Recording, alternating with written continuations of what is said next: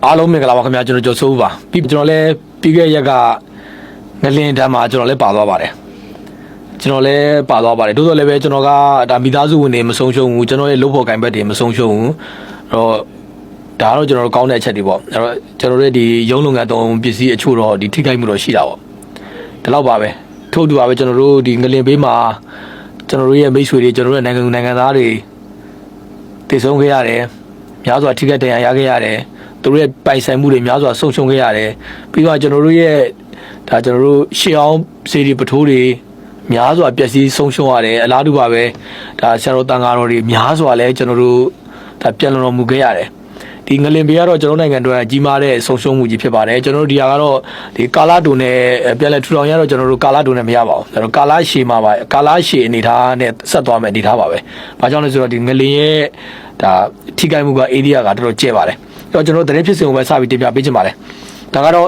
လာရှိုးမြို့အတွင်းမှာလာရှိုးမြို့မှာရှိနေတဲ့ဒီကိုကန့်အဖွဲ့တွေ MMD အဖွဲ့တွေဒါပြန်လဲဆုတ်ခွာသွားမယ်အခြေအနေပါဒီကနေ့ဒီအခြေအနေနဲ့ပတ်သက်ပြီးတော့ဒါအခြားသောကျွန်တော်တို့ဒီပြည်တွင်းပြည်ပမီဒီယာတွေအားလုံးဒီပေါ်မှာကျွန်တော်တို့စူးစိုက်ရေးသားဖော်ပြနေတာတွေတွေ့ရပါတယ်ဒါကတော့လက်ရှိလာရှိုးမြို့မှာရှိနေတဲ့ MMD အဖွဲ့တွေကဧပြီလ21ရက်နေ့မတိုင်ခင်ဒီလာရှိုးမြို့ကနေပြီးတော့အပြီးထွက်ခွာသွားမှာဖြစ်ပါတယ်ဒီကနေ့ဆိုရင်လည်းပဲဒါလာရှိုးမြို့မှာရှိတဲ့လာရှိုးမြို့ဒီကိုကန့်အဖွဲ့အောက်မှာရှိတဲ့ဒီစီရီယန်ဝန်ထမ်းတွေပေါ့စီရီယန်ဝန်ထမ်းတွေကသူတို့ဒီကိုကန့်အောက်မှာကိုကန့်တပ်ဖွဲ့ရဲ့ကိုကန့်အဖွဲ့ရဲ့အောက်မှာစစ်သွေးကြွ MMD ရဲ့အောက်မှာသူတို့တွေ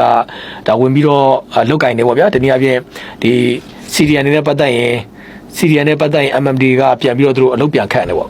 ့ဒီကနေ့တော့သူတို့ကိုလုပ်ငန်းရပ်ဆိုင်းလိုက်ပြီလုပ်ငန်းတွေထုတ်ပယ်လိုက်ပြီအဲ့တော့ဒီ MMD အဖွဲ့ကပြီးခဲ့တဲ့ကျွန်တော်တို့ဒီ2024ခုနှစ်ဩဂုတ်လ3ရက်နေ့မှာသူတို့ကဒီလာရှိုးမြို့ကိုအလုံးစုံသူတို့ထိန်းချုပ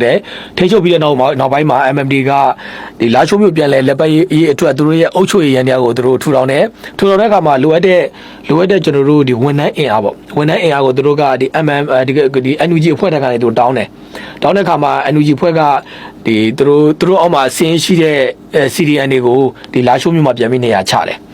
လက်ရှိတော့ MMD အဖွဲ့ကသူတို့ဧပြီလ21ရက်နေ့မတိုင်ခင်သူတို့လာရှိုးမြို့ကနေသူတို့ဆုတ်ခွာရမယ်အဲ့တော့သူတို့ဘယ်ကိုဆုတ်ခွာမလဲဆိုတာကိုကျွန်တော်တို့အတိအကျတော့မသိဘူးလက်ရှိတော့သူတို့ရဲ့ပစ္စည်းတွေကကျွန်တော်တို့ဒါလောက်ကင်ဘက်ကိုရွှေ့ပြောင်းနေရလို့တော့ကျွန်တော်တို့ဒီဒေသခံတွေကတော့အတည်ပြုပါတယ်အဲ့တော့ဒီနေရာမှာကျွန်တော်တို့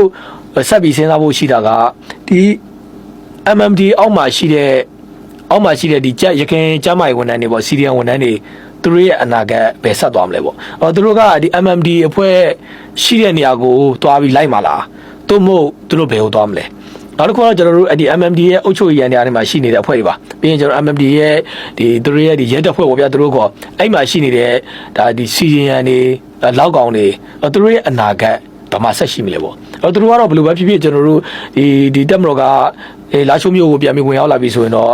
့ဒီအဖွဲ့တွေလည်းသူတို့ဒီ MMD နဲ့တခါတည်းလောက်ကင်ဘက်ကိုလိုက်သွားမှာလားဒါမှမဟုတ်သူတို့ဘယ်ကိုဆက်သွားမလဲပေါ့ဒါတော့တော်တော်လေးကျွန်တော်တို့ဒါစိတ်ဝင်စားဖို့ကောင်းတဲ့အခြေအနေပေါ့အဲ့တော့ဒီ MMD ရဲ့လက်ကင်ထုတ်တွေကတော့ကျွန်တော်တို့တော်တော်လေးကိုသူတို့ကာလမှာတော်တော်လေးကိုကျွန်တော်တို့ဒါလက်ဆောင်ထပ်တယ်လို့ပဲကျွန်တော်ပြောရမှာပါလက်ဆောင်ထပ်တဲ့နေရာမှာကျွန်တော်ကောင်းတဲ့နေရာမှာလက်ဆောင်ထပ်တာမဟုတ်ပါဘူးအဲ့တော့ဒါကကျွန်တော်တို့ဒီတက်မော်သားတွေရဲ့အိမ်မလို့ဒါကနိုင်ငံဝန်ထမ်းတွေရဲ့အိမ်မလို့ဒါကဒီရွာရဲ့ဒီမျိုးရဲ့မျက်နှာဖုံးစီးပွားရေးလုပ်ငန်းရှင်အိမ်မလို့ဆိုပြီးတော့ဒီအိမ်ရဲ့အတွင်းပစ္စည်းတို့သူတို့ဖောက်ပါတယ်ဖောက်တဲ့အခါမှာဒီ MMD ရဲ့ဒီလက်ကင်ထုတ်တွေကပဲဖောက်တာပါအဲ့တော့အဲ့ဒီဟာတွေကဘယ်သူတွေဆိုတာလည်းသိပါတယ်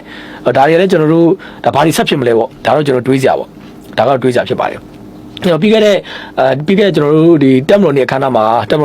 ဗိုလ်ချုပ်စောမင်းထွန်းနဲ့ဒီမီဒီယာတွေတွေ့တဲ့အခါမှာဗိုလ်ချုပ်စောမင်းထွန်းကပြောပါတယ်မီဒီယာတွေကိုဒီ MMD နဲ့သူတို့ရဲ့ဒီနိုင်ငံတော်ရဲ့တွေ့ဆုံမှုမှာဆိုရင်တက်မတော်ရဲ့တွေ့ဆုံမှုမှာဆိုရင်ဒါကောင်းမွန်တဲ့ဒါဆွေးနွေးမှုတွေ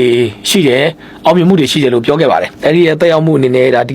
ီကနေ့ဒါဧပြီလ4ရက်နေ့မှာဒါကျွန်တော်တို့သတင်းတွေထွက်လာတာက MMD အဖွဲ့တွေကဧပြီလ21ရက်နေ့မတိုင်ခင်ဒါလာရှိုးမြို့ကနေပြီးတော့ကျွန်တော်တို့ပြန်ပြီးတော့ဒါရွှေ့ပြောင်းမဲ့အခြေအနေပါအဲ့တော့လာရှိုးမြို့ရဲ့အနေအထားကတော်တော်လေးစိတ်ဝင်စားဖို့ကောင်းတယ်လာရှိုးမြို့ကို MMD အဖွဲ့တွေကဧပြီလ21ရက်နေ့မတိုင်ခင်မှာသူတို့ရွှေ့ရမယ်သူတို့ရွှေ့ရတဲ့အခါမှာသူတို့ဘယ် area ကိုရွှေ့မလဲဆိုတာလည်းဒါတော်တော်လေးစိတ်ဝင်စားဖို့ကောင်းတယ်အဲ့တော့မြန်မာနိုင်ငံရဲ့အခြေအနေကတော်တော်လေးတော့ကျွန်တော်တို့စိတ်ဝင်စားဖို့ကောင်းတယ်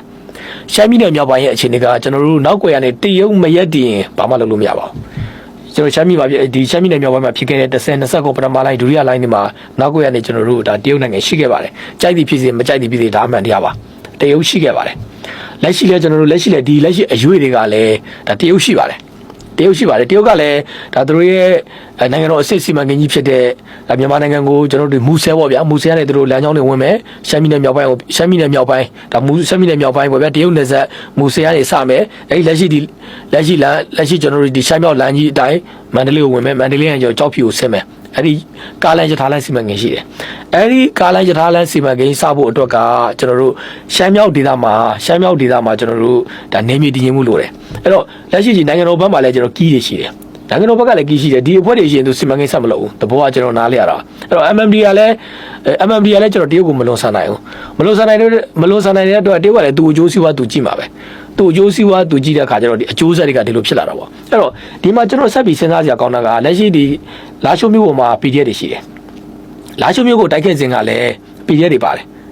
ငါဆောင်းကားတို့အဖွဲ့တွေပါတယ်တော်ပါပါတယ်ဒီအဖွဲ့တွေတော်တော်များများသိပါတယ်အဲ့ဒီအဖွဲ့တွေကဒီတပ်မတော်ကဒီလာရှိုးမြို့ကိုပြန်ပြီးဝင်တဲ့အခါမှာဒီအဖွဲ့တွေကတပ်မတော်ကိုပြန်တိုက်မှာလားဒါမှမဟုတ် MMD နဲ့ပါသွားမှာလားဒါမှမဟုတ် MMD ကလည်းသူတို့ခေါ်လို့မရဘူးလက်ရှိအခြေအနေကခေါ်တရုတ်ကသူတို့ချိန်မှာအဲ့တော့ဒီ PDF တွေကကျွန်တော်တို့ဒီ KI နဲ့တောက်ပေါင်းမှာလားသို့မဟုတ် TNL နေမြေတွေကိုဝင်သွားမှာလားဝင်ပြီးတော့တိုက်မှာလားတော်တော်လေးတော့ကျွန်တော်တို့အခြေအနေကစိတ်ဝင်စားဖို့ကောင်းတယ်နောက်တဲ့အခြေအနေတစ်ခုကကျွန်တော်လာရှိုးကိုတပ်မတော်ကကျွန်တော်တို့ရောက်သွားပြီဆိုရင်ရှမ်းပြည်နယ်မြောက်ပိုင်းရဲ့စီးရေးနိုင်ငံရဲ့အခြေအနေကပြောင်းသွားပြီတစ်ဖက်မှာလည်းကျွန်တော်တို့ဒါကျွန်တော်တို့ဒီလိုင်ဇာရဲ့စီးရေးနိုင်ငံရဲ့အခြေအနေကလည်းပြောင်းသွားပြီရှမ်းမြောက်နဲ့ကျွန်တော်လိုင်ဇာနဲ့လည်းချိတ်ဆက်နေတာပြီးသွားရင်လည်းပဲကျွန်တော်တစ်ဖက်မှာဒါလာရှိုးမြို့ကိုတပ်မတော်ကရောက်သွားပြီဆိုရင်တစ်ဖက်မှာကျွန်တော်တို့ TNL အတွက်နောက်ထပ်စစ်မျက်နှာတစ်ခုကထပ်ဖွင့်ရတော့မယ်အဲ့တော့ကျွန်တော်တို့တီဘောကြောင်ပဲပေါ့ဗျာတီဘောကြောင်ပဲနောင်ချိုပေါ့အဲ့တော့အဲ့ဒီလမ်းပိုင်းမှာကျွန်တော် TNL ကစစ်မျက်နှာပြင်တစ်ခုထပ်ဖွင့်ရမယ်နေတာဖြစ်သွားပြီလက်ရှိဒီနောင်ချိုနဲ့ဒီပြုံးလွင်နောင်ချိုဆက်တိုက်ပွဲတွေပြီးကျွန်တော်ရှမ်းတောင်နဲ့ရှမ်းမြောက်ကြားမှာရှိတဲ့ဒါတောင်ခိုင်း area တိုက်ပွဲတွေမှာဆိုရင် TNL ကတော်ကြီးကိုသူတို့အားရင်းနဲ့တော်တော်ကုန်ခန်းသွားပြီကုန်ခန်းတဲ့အတွက် TNL ကနောက်ထပ်စစ်မျက်နှာတစ်ခုထပ်ဖွင့်ရမယ်ဆိုရင်လာရှိုးရဲ့ဒီစစ်မျက်နှာတစ်ခုကို TNL ကထပ်ဖွင့်ရတော့မယ်ဆိုရင် TNL အတွက်ကကျွန်တော်တော်ကြီးကိုအထိနာသွားမယ်အခြေအနေပဲအဲ့တော့ဘယ်လိုပဲဖြစ်ဖြစ်ကျွန်တော်ဒီသတင်းပြန်ချောရမယ်ဆိုရင်ဧပြီလ21ရက်နေ့မတိုင်ခင်မှာလာရှိုးမှာရှိတဲ့ MMD အဖွဲ့တွေကလာရှိုးမြို့ကနေသူအလုံးကြီးနဲ့သူဆုတ်ခွာတော့မယ်အဲ့ဒီမှာကျွန်တော်တို့ဒါနံပါတ်1ချက်ကကျွန်တော်တို့ဒီ MMD အောက်မှာဝင်ရောက်လှုပ်ရှားခဲ့တဲ့ CDN တွေအလှော်အသီးသီးက CDN တွေသူတို့ရဲ့အနာဂတ်ပါဆက်ဖြစ်မလဲပြီးတော့ကျွန်တော်တို့ဒီ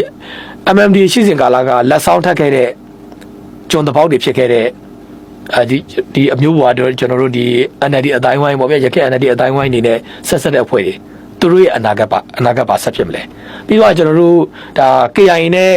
KI ရဲ့အခြေအနေပေါ့ဗျာလက်ရှိကျွန်တော်တို့ဒါလာရှိုးကတစ်ဖက်မှာကျွန်တော်လိုင်စာကြီးထိန်းတဲ့အနေအထားရှိတယ်တစ်ဖက်မှာကျွန်တော်ရှမ်းမြောက်ကြီးထိန်းတဲ့အနေအထားဖြစ်တယ်တစ်ဖက်မှာတော့ကျွန်တော်တို့ဒါ TNL နဲ့ဒါပြန်ပြီးတော့အခြေအနေကတော်တော်လေးစိတ်ဝင်စားဖို့ကောင်းတယ်အဲ့တော့ကျွန်တော်ဒီလက်ရှိဧပြီလကတကယ်ကျွန်တော်စီးရေးနိုင်ငံရဲ့ရှမ်းမြောက်ရဲ့စီးရေးနိုင်ငံရဲ့အခြေအနေကတကယ်ကိုကျွန်တော်တော်တော်လေးစိတ်ဝင်စားဖို့ကောင်းတယ်ပြီးတော့ကျွန်တော်ကိုကန့်ကသူတို့ဘယ်နေရာတွေမှာသူတို့အခြေချမလဲဒါမှမဟုတ်ကျွန်တော်ရခင်ကျွန်တော်တို့ကိုပိုင်အုပ်ချုပ်ခွင့်ရဒေသမှာပဲသူတို့လှုပ်ရှားမှာလားဘာတွေဆက်ဖြစ်မလဲတော်တော်လေးစိတ်ဝင်စားဖို့ကောင်းတယ်အဲ့တော့ဗိုလ်ချုပ်စော်မင်းတို့ကတော့ကျွန်တော်တို့ပြီးခဲ့တဲ့ကျွန်တော်တို့ဒီတက်မလို့နေခန္ဓာမှာမီဒီယာတွေတွေ့တဲ့အခါမှာတော့ကျွန်တော်တို့ဒါ MMB နဲ့တွဲဆုံဆွေးနွေးမှုတွေကအောင်မြင်တယ်လို့ပြောတယ်အောင်မြင်တယ်လို့သူပြောတယ်ဒါလည်းတော်တော်စိတ်ဝင်စားဖို့ကောင်းတယ်အဲ့တော့ TNL ကလည်းလက်ရှိသူ့မှာရန်များတယ် TNL က MMD နဲ့လည်းပြဿနာဖြစ်တယ် PDN နဲ့လည်းပြဿနာဖြစ်တယ် KI နဲ့လည်းပြဿနာဖြစ်တယ်အဲ့တော့ပြီးရင်ကျွန်တော်တို့ဒါမြောက်ပိုင်းရှမ်းနဲ့လည်းသူတို့ပြဿနာဖြစ်တယ်အဲ့တော့ TNL ကတကယ်ကိုရန်များတယ်နောက်တစ်ခုကဒီရှမ်းမြောက်မှာတည်ရှိတဲ့လက်နက်ကိုင်အဖွဲ့အဖွဲ့များစွာတဲ့မှာတကယ်ကျွန်တော်တို့ပညာရေးအနေမားဆုံးအဖွဲ့အစည်းကိုပြရမယ်ဆိုရင်တော့ ဒီ TNL ပါ TNL ကတကယ်ကိုကျွန်တော်တို့ဒါပညာရေးနဲ့ပတ်သက်ရင်တော်ကြီးကိုနှိမ့်ကြတဲ့အဖွဲ့ဖြစ်ပါတယ်အဲ့တော့သူတို့ကတော့ဗျာငါတို့ကလက်နက်ရှိတယ်ငါတို့နေမြေချက်မယ်ဒီငယ်နေမြေငါတို့ပိုင်နေပေါ့ဗျာလက်နက်နဲ့နေမြေချက်မယ်ပေါ့သူတို့အဲ့ဒီသဘောရှိပါတယ်သို့တော်လည်းပဲသူတို့ရဲ့အခြေအနေကကျွန်တော်တို့တကယ်ကိုသူတို့မှာကျွန်တော်တို့အမိခိုရမဲ့နေမြေမရှိဘူးအဲ့တော့ MMD ကတော့ဗျာတစ်ဖက်မှာသူတရုတ်ဘက်ကရှိတယ်သူကဂျားထဲမှာကျွန်တော်တို့ကတော့ဖင်သွားခုနေတာဖင်နဲ့စားညက်တဲ့နေရာမှာနေရတာအဲ့တော့ TNL ရဲ့အနာဂတ်ကလည်းတော်တော်လေးစိတ်ဝင်စားဖို့ကောင်းတယ်တေချာတာကတော့ TNL ကတော့ကျွန်တော်တို့ချေမိုးခံပဲနေတာပဲအဲ့တော့ဒီရှမ်းမြောက်ရဲ့နိုင်ငံရဲ့အခြေအနေကတော်တော်လေးစိတ်ဝင်စားဖို့ကောင်းတယ်လက်ရှိကျွန်တော်တို့ဒီနောင်ချိုးမျိုးအနီးကိုလည်းဒီတက်မတော်ရဲ့စစ်ကြောင်းတွေကရောက်နေပြီသို့တော်လည်းပဲကျွန်တော်တို့လက်ရှိကဒီအပြည့်ရကာလာဆိုတော့တက်မတော်ရဲ့စစ်ကြောင်းတွေကဒါကျွန်တော်တို့နေမြေကိုထောက်ထားတဲ့နေတာပဲရှိတယ် ဒါတစ်ဖက်မှာလည်းကျွန်တော်တို့ဒါလာရှိုးမှာလည်းလာရှိုးကိုလည်းကျွန်တော်ဧပြီလ21ရက်နေ့မတိုင်ခင်တက်မလို့စစ်ကြောင်းတွေကဒါကျွန်တော်